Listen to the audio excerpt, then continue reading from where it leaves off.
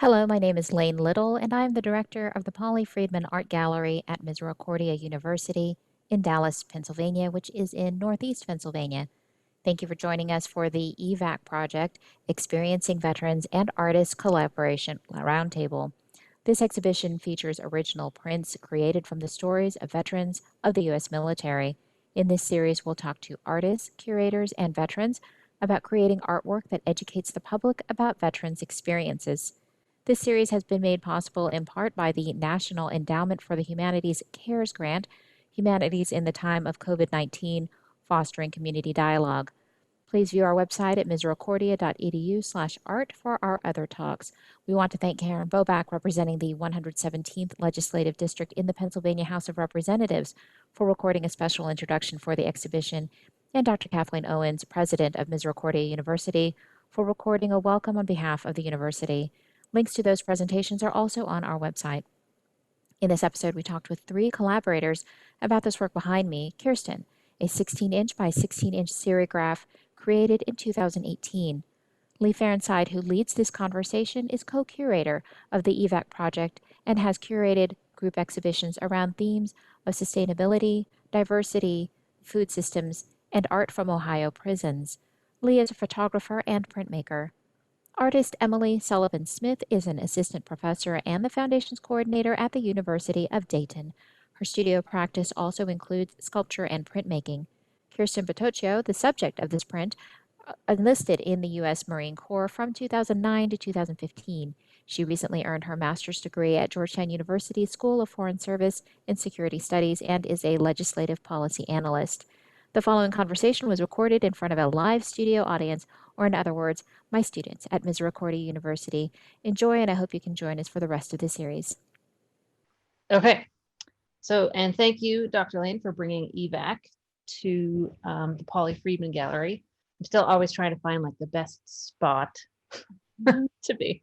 So I'm going to talk very briefly about the EVAC project, because most of the time I'm hoping to spend talking with Emily and Kirsten, because that's far more interesting.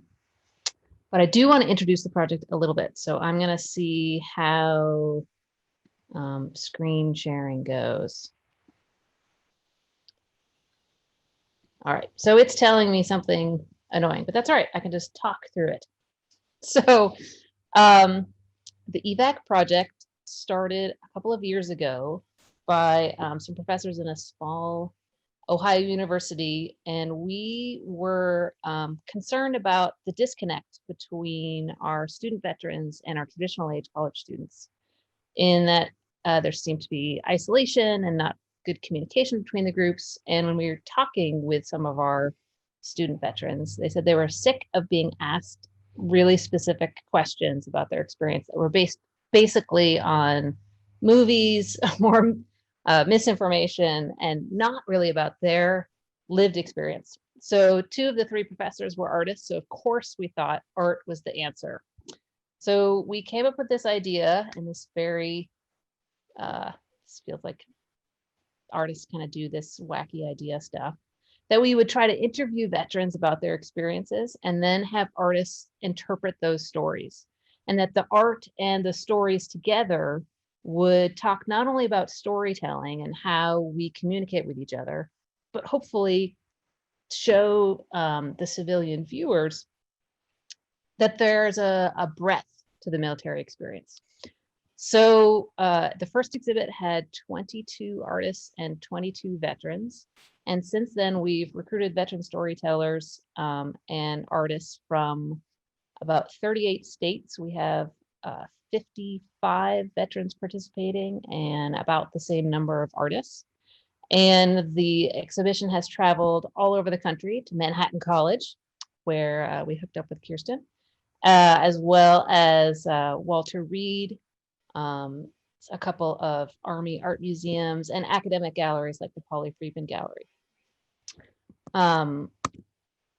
And recently we had the opportunity to commission an external evaluator to think about and evaluate what the impact of this project was. We had these ideas that and hopes that this exhibition helped promote empathy in viewers, and that the process for veteran and artists was somehow interesting or powerful, but we didn't really know what that meant. So this evaluator did a series of qualitative interviews, including, I think, with Kirsten and Emily, both, yes, as well as surveys from exhibition visitors from 5 exhibits we had over the course of 2019 and 2020 until lockdown started. And he found some very interesting things. Visitors did have changes in cognitive and emotional empathy. Thankfully, most visitors read the stories and looked at the art, so they experienced the exhibition as we intended. And 92% said that the combination of stories and art added to their experience and changed their ideas about veterans and the military experience. So some anecdotal comments by visitors. It made me gain a deeper understanding of how veterans feel. Seeing the artworks gives you a stronger feeling than just hearing about it. And then this is one of my favorites. The insignificant stories were the most compelling because it was a snapshot into the human condition and mind. Thus, just these snapshots were enough to give me an idea about what they went through. So the evaluators that also interviewed veterans and artists. And some of my questions for Emily and Kirsten may mirror some of those interview questions. And although, as I mentioned when we were talking before the broadcast started, many of our exhibitions have been canceled for the next couple of years because of COVID. We're thinking about ways like what are our next steps for EVAC? One of the things we want to do is actually make a catalog of all of the works in the portfolio. We made a much smaller catalog after that first exhibition, but we'd love to have a collection of all of the artwork and all of the veteran stories together so that if the exhibitions don't happen or people can't get to them, there can be another way to experience the work. And we're also starting to have more than one artist interpret each story. And I think that there are some examples of that in the exhibition at the Polly Friedman Gallery. So that if we're thinking about storytelling as a process and understanding stories as a process, we can really see that as you see different artists take on the stories next to each other. And then lastly, we're also starting to think about how can we document and explore the process of EVAC so that other groups can replicate this. Is this something that would be effective for other groups? So these are some of the things that we're thinking about as we continue to move forward. So I am going to start with some questions for both Emily and Kirsten, and we'll be sure to leave plenty of time for questions from your students. So my first question, and let's start with you, Kirsten. Why did you agree to participate in this? Okay, so basically just to give some backstory on me, I think it's important, like relevant, my military background. So I served Marine Corps 2009 2015. I got out and went straight to undergrad at Manhattan College. During that time, I decided, okay, what am I going to study? I want to be able to study something that's going to add to my experience in the Marine Corps. During my time serving, I was working at the US embassies abroad, State Department. I was a Marine security guard. So I was seeing a lot of foreign policy in action at different embassies overseas. So when I got to college, I was like, okay, what am I going to study? I want to study something that's going to add to that. So I studied political science, international studies. During those 3 years, though, I became really interested in possibly going back and going into State Department. How am I going to gain some diplomacy experience and basically round out my resume? I think that's a critical point for a lot of veterans. We get out and we're kind of pipelined into security, law enforcement fields. And I really wanted to expand to diplomacy and policy. And so I accepted an internship down in Capitol Hill in Washington, D.C., summer 2017. And I just was saying yes to every opportunity, every single person that wanted to network with me. Yes, let's get coffee. I was like, let me just expand my resume and my perspective as much as I can. Just saying yes, yes, yes to everything. that I may not have usually. And so at the very end of the summer, I got contacted for EVAC project, and I was like, yes, let's do it. Sure, they want to paint a picture, they want me to talk. Yeah, okay, sounds good. So that's why I said yes. I was really just, what can I do to expand my own perspective? So it was kind of coming from that angle at that point in my life. I love that as a kind of a life philosophy to see where it takes you, that idea of saying yes. How about you, Emily? And I didn't really formally introduce you, so if you want to do that, that'd be great too. I'm an artist and educator. I work at the University of Dayton as a professor. I teach foundations courses, which are the intro to design, so 2D, 3D, and color theory. And I have degrees in printmaking, which is what I made for the EVAC project as a silk screen. So I had a friend and colleague, Erin Holscher Almazan, who had participated in the EVAC project prior to my invitation to participate. And I was raised by veterans of World War II. And so I felt very compelled to serve in some way to help represent that experience. I have such a soft spot for veterans in the military. And I was really thrilled to get paired with Kirsten. Her story was super compelling to me and felt like something that I could do well and with empathy for her. So yeah, it felt, as a practicing professional artist, I don't often get assignments anymore, but I'm always interested in things that, like Kirsten is saying, stretch my thinking, stretch my capacity, stretch my experiences in the world, and connect me to other people in different venues. So yeah, I've been on the say yes to as much as possible for like the last 10 years of my career, and you never know where it's going to take you. So it's a great adventure to work that way. And I've been so proud to be part of the EVAC project. You all are on the hustle all the time to get the work spread out all over the country. It's nothing short of impressive. And I think really, really does a good job. Artists and art making, we are skilled at visual languages and human knowledge. The human experience is what we visualize. And so I think giving artists the opportunity to hear stories and function from a place of empathy is a great way to humanize the veteran experience and to make it more personal. So I'm really proud to be part of the project. Emily, I'm going to stick with you for a minute. You talked about this as kind of an assignment and that being really different from your practice. Mm-hmm. Could you talk about what was your process to try to translate this recording that you got into the image that you came up with? Yeah, so I can't remember how long the recording was, but it was sizable, maybe 40 minutes, and it came in 2 parts. And so I listened to it several times. Listening and awareness is a huge part of my practice as an artist. So sensitizing myself to Kirsten and what she was actually saying, because we all have these biases inside of ourselves. So we hear things differently depending on how we listen to them. So it's, her story is 2 things. There's like a duality in Kirsten's story from what I heard in the recording. This is the first time that Kirsten and I are actually meeting together face to face, if you will. Right. But her story is so compelling. What you've just heard is how hard she's worked at becoming an expert in the thing that she's interested in. Her years of military service, the seriousness of that military service, the education that she's pursuing, all the opportunities and ways that she's trying to round out her resume. And yet on the opposite side of that story is all these questions coming towards her about her experience of being female in the military, which is not her lived experience, like Lee was saying. The way we view ourselves as human people and the way other people view us as gendered individuals are sometimes at, they're in conflict with each other.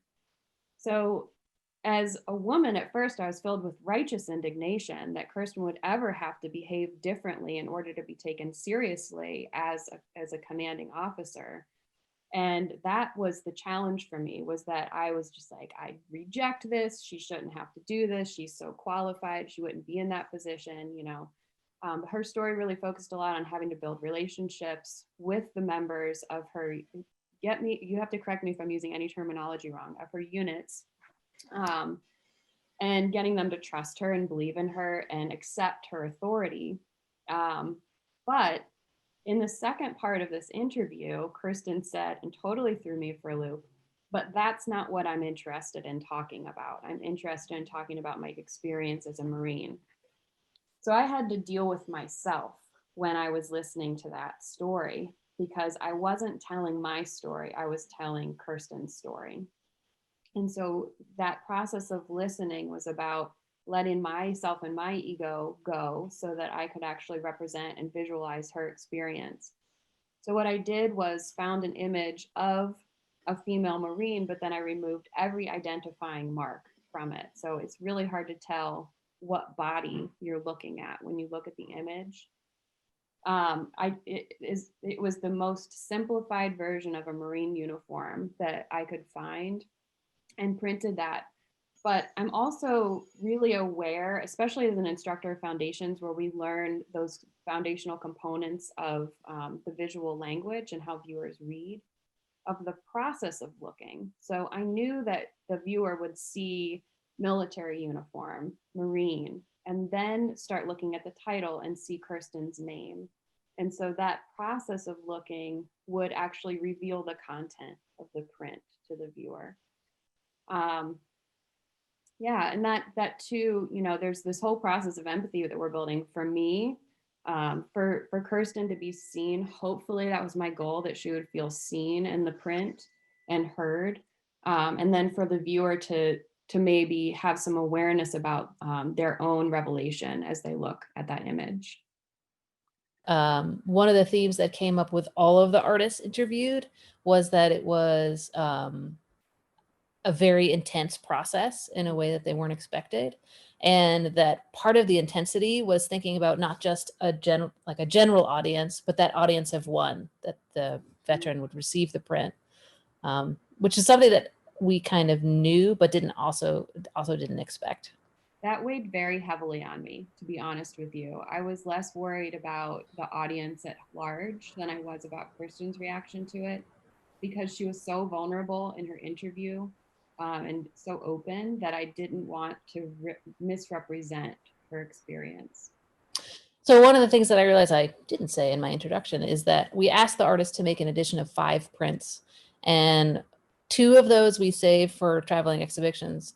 1 we returned to the veteran, so the veteran has an original print, and then 2 we've offered for sale, and the veteran gets to designate a charity that the proceeds go to.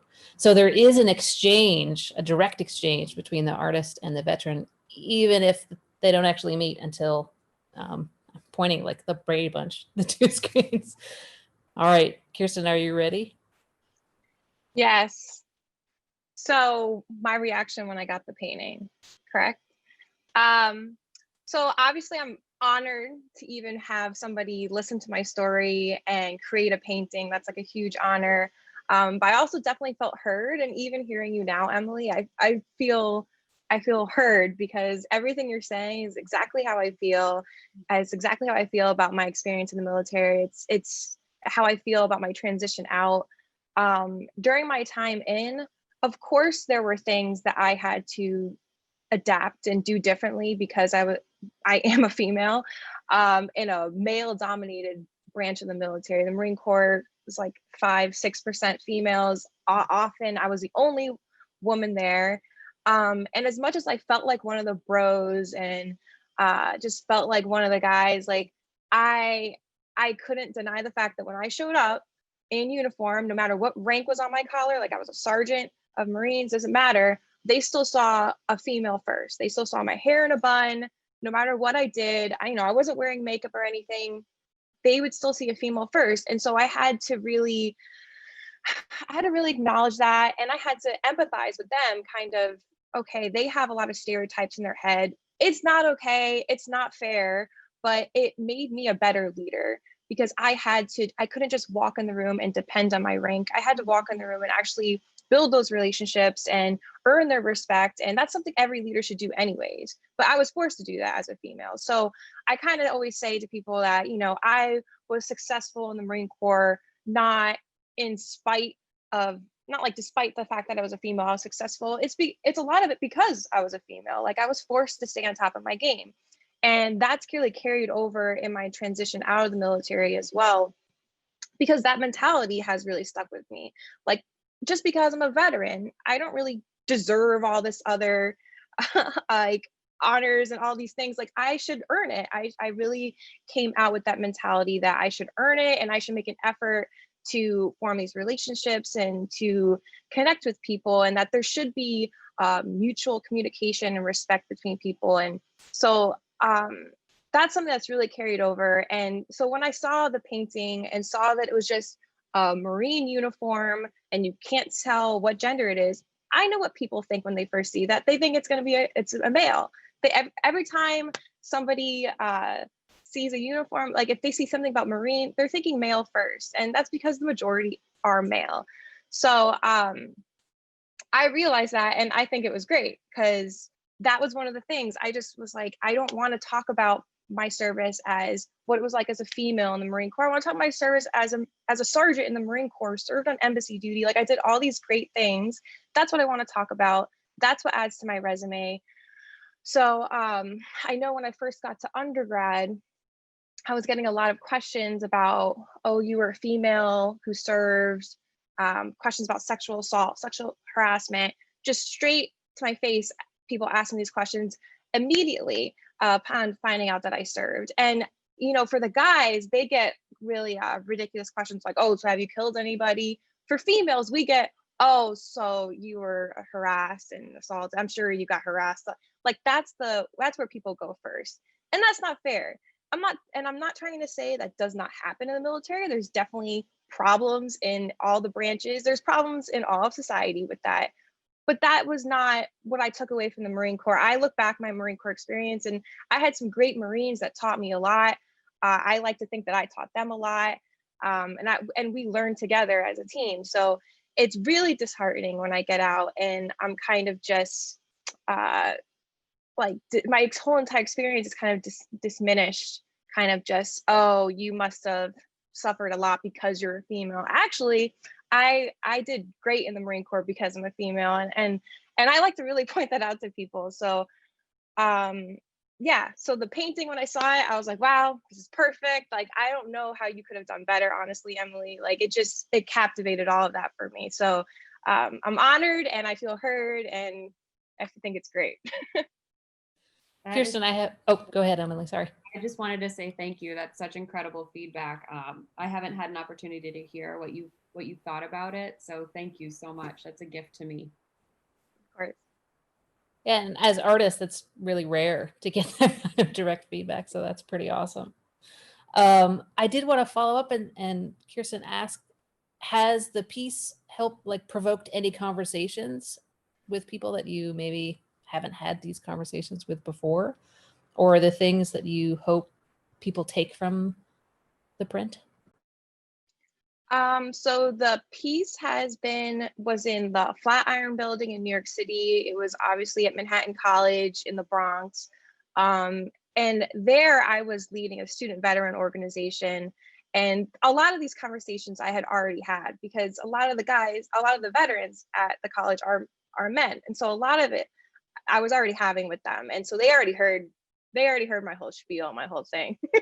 but it did engage a lot of civilians. Honestly, a lot of people came out to see the paintings, and a lot of people wanted to hear why was this important and relevant to my story, and actually walking them through my thought process and explaining to them, and then reading the blurb and everything that went with the painting. I think it was really effective in explaining that you can't just judge somebody very quickly like on their service or what their experiences are. Like you really need to hear them walk it through, because of course being a female contributes to my experience, but that wasn't the whole experience. And I think that's what the painting says. So I think just having it there as a piece to start conversation, it really helped. Emily, is there anything you want to add before we open up to questions? I was just thinking if I, it's an interesting thing in an effort to not focus on gender in the print. We have focused on gender in the print, and it's sort of a double-edged sword. So I think if I were to do it again, I would just print Kristen's credentials. But no, it's been so satisfying for me to do this, and I again, I love thinking about that process of revealing the story itself, and I never know if that's actually happening. It's just like theoretical study of viewership. So I'm glad to hear that that is actually happening, that we see a Marine, we have an implicit bias, we see or start to assume a male figure, and then, the conversation goes from there. So Dr. Little, at this point, I don't know if there are questions from your class or if you want me to keep going. Let's open it up to questions. So I'm going to switch. Wait, how are you guys feeling? Are we having shy moments right now? Do you want me to throw out the first question? All right. Okay, I'm going to throw out the first question, then I'm going to turn the camera on then. So Kirsten, what charity did you choose to benefit from your print? It was either one of two. It was either the Student Veterans of America or it was a women's. It was like 3 years ago. I know. It was two. It was the Women's Veteran Memorial in DC. It's not the right title. Right. And then Yeah, SVA, yeah. So it was both. Yeah. Good. Okay. And then the second question is, Kirsten, did you have very much art experience before you started this project? No, I didn't. I was just there to tell my story. Like, it was totally in Emily's hands. I don't have any art background. Have you gotten a chance to see some of the other artworks in the show? Yes, Go ahead. Sorry, go ahead. Well, and so this is my question. You don't feel too pressured because I don't expect you to have memorized all the names of the other artists, but since we have so many stories that have two artists working on them in the gallery, is there another artist that you think would have also done a good job in depicting your story?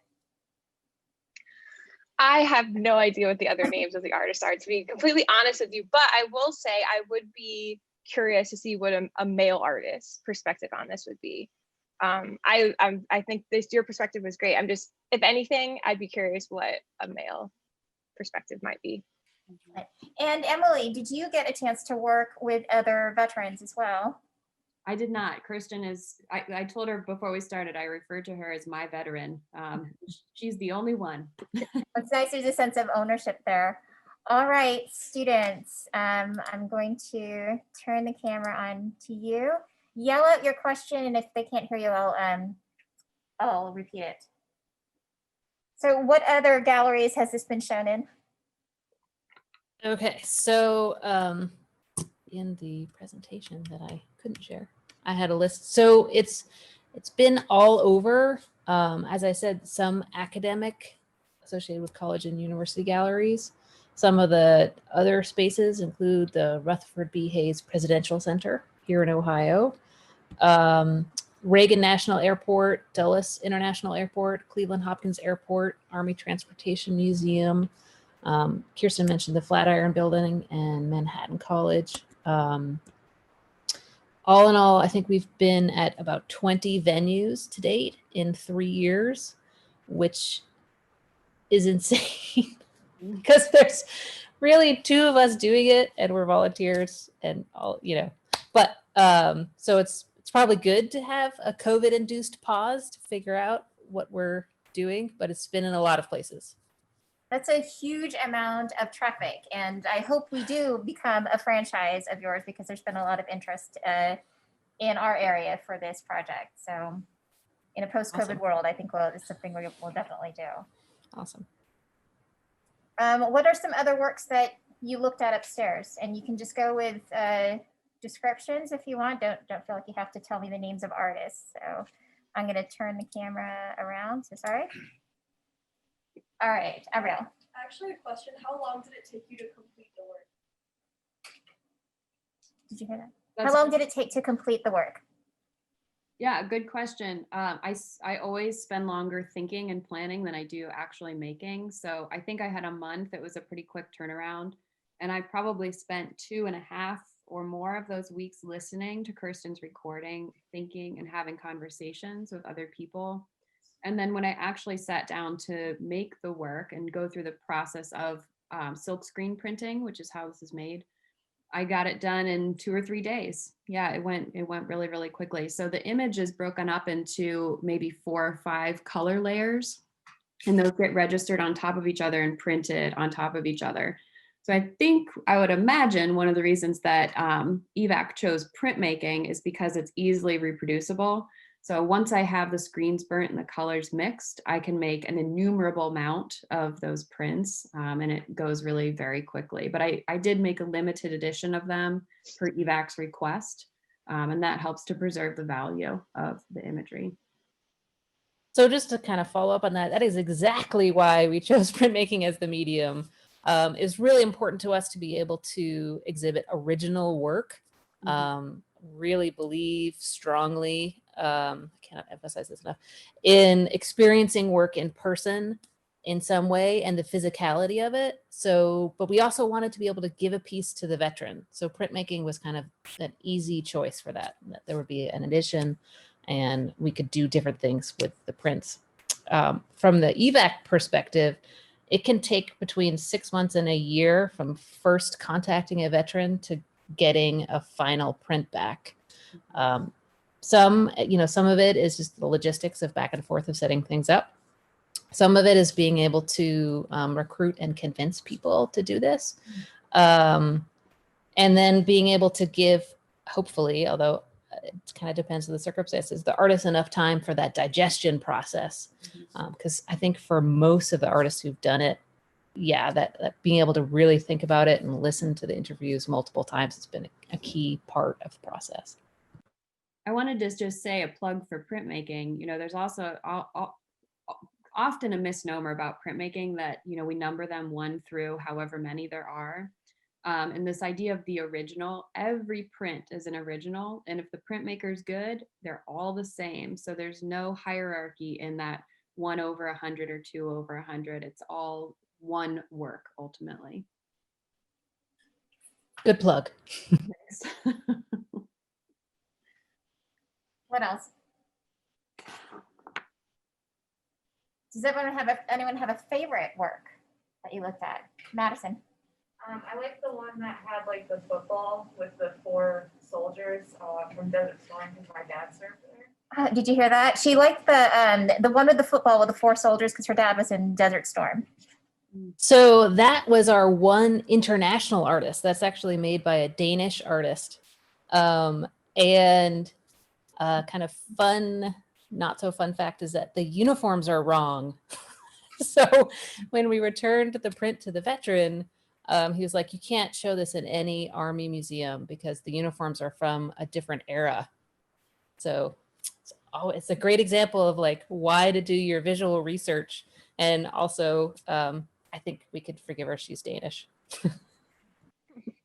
And how many international artists did you have? I saw a lot of a wide variety of names on the artist list, but I wasn't sure. She's actually the only one who's not American. Okay. Or at least living in the US. Okay. What else? Other favorites? Yeah, Jared. I like the one I was like a bright red and orange. It looked like almost like a map.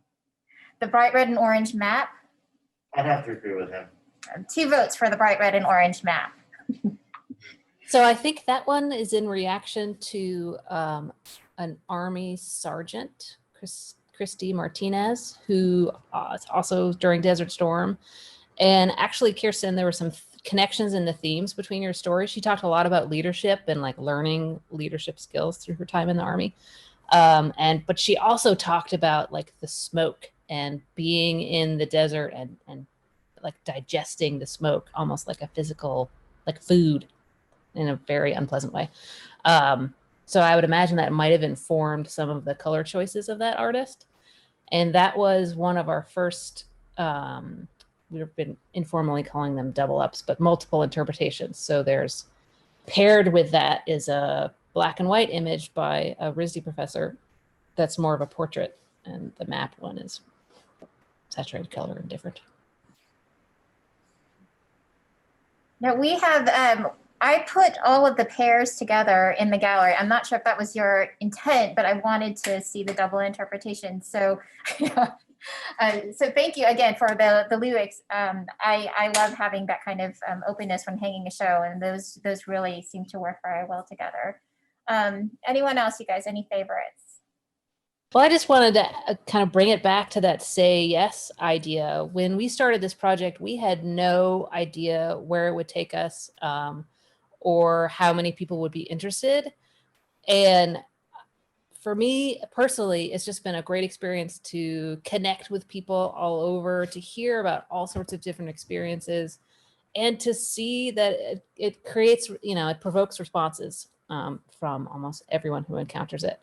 So I just want to thank you again for bringing it to Misericordia in the middle of coronavirus. Yeah. Well, I'm going to turn the camera around and let everyone wave goodbye to you. Thank you, Kirsten. Thank you, Emily. Thank you, Lee. And we will see you next time. Thanks, everyone, for joining us today. Thanks, Emily and Kirsten. It's great to see you. Thank you.